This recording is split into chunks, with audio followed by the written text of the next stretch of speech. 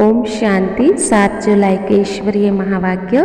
मीठे बच्चे, 21 जन्मों के लिए रावण की जंजीरों से लिबरेट होना है तो बाबा की श्रीमत पर चलो। बाबा आते ही हैं तुम्हें सब दुखों से लिबरेट करने। प्रश्न है, सबसे भारी मंजिल कौन सी है जिसका पुरुषार्थ बहुत काल से चाहिए?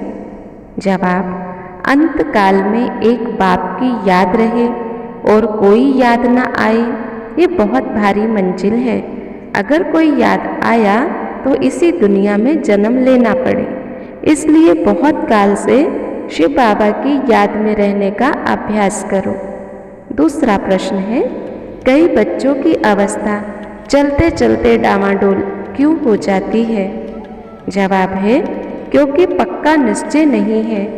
जब निश्चय में कमी आती है तब पारे की तरह अवस्था नीचे ऊपर डामाडोल होती है।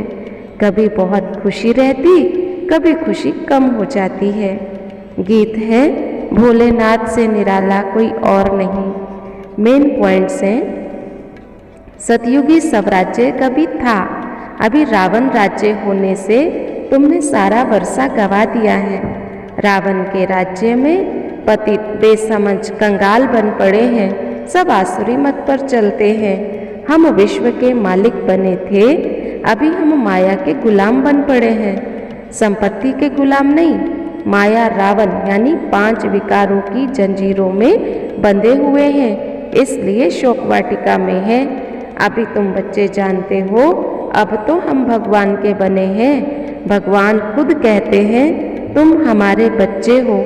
जानते हो ईश्वर ही नई दुनिया स्थापन करता है तो ज़रूर पुरानी दुनिया में आना पड़ेगा, क्योंकि अब देखो ये भारत दुख धाम है। जीवन बंधन में बेहद का क्वेश्चन हो जाता है। जो बाप बेहद का है तो वो बेहद का ही सुनाएगा। जो हद में मनुष्य जानते हैं ही नहीं, न स्वर्ग को न नरक को, वह तो ये सब कल्पना समझ लेते हैं। जीवन मुक्त तो कोई बना नहीं सकता है। अभी तुम जानते हो इस समय ब्राह्मण कुल की रिपीटिशन हो रही है। पहले ब्रह्मा को अडॉप्ट किया, फिर ब्रह्मा द्वारा ब्राह्मणियाँ अडॉप्ट हो जाते हैं। लौकिक बाप को याद करो तो स्वर्ग का वर्षा नहीं मिलेगा, भल घर में रहो, परंतु शिव बाबा को याद करो। सोचो हम आत्मा शिव बाबा की संतान है, इसी निश्चय में ही बच्चों को रहना है। सर्प के लिए पुनर्जन्म की बात नहीं होती है, वह एक पुरानी खाल छोड़ दूसरी ले लेता है। वैसे तुमको भी बदलना है। मनुष्य जब बूढ़े होते तो कहते अब जाना है, तो साक्षात्कार हो जाता है।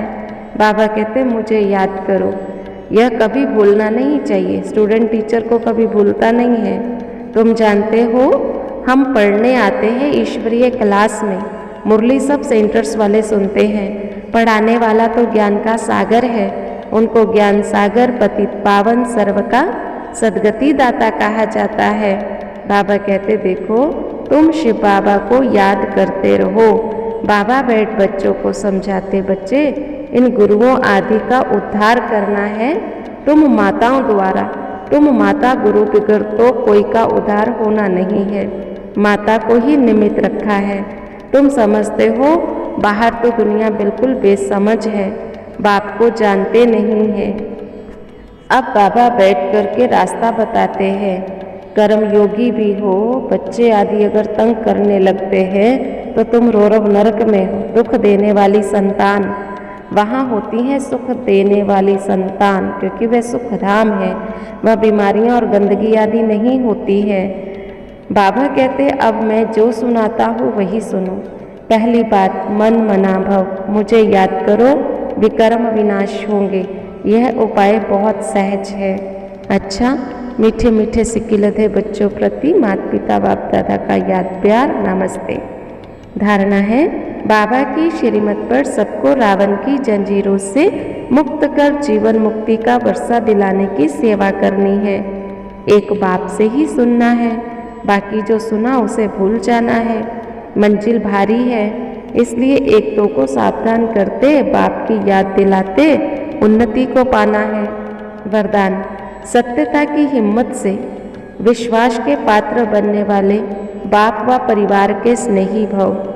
विश्वास की नाव सत्यता है, दिल और दिमाग की ऑनेस्टी है, तो उसके ऊपर बाप का, परिवार का स्वतः ही दिल से प्यार और विश्वास होता है। विश्वास के कारण फुल अधिकार उसको दे देते हैं, वे स्वतः ही सबके स्नेही बन जाते हैं। इसलिए सत्यता की हिम्मत से विश्वास पात्र बनो। सत्य को सिद्ध नहीं करो, लेकिन सिद्धि स्वरूप बन जाओ तो तीव्र गति से आगे बढ़ते रहेंगे। स्लोगन है, सबसे अधिक धनवान वह है जिनके पास शांति व पवित्रता का खजाना है। आज का स्वमान रहेगा, मैं बाबा की स्नेही आत्मा हूँ। आज के प्रश्न है, आज का वरदान क्या है। दूसरा है, धनवान कौन है। तीसरा प्रश्न है, हम रावण राज्य में क्या बन पड़े हैं, संपत्ति को क्या नहीं कहेंगे। और लास्ट प्रश्न है, आज का गीत और सार लिखें।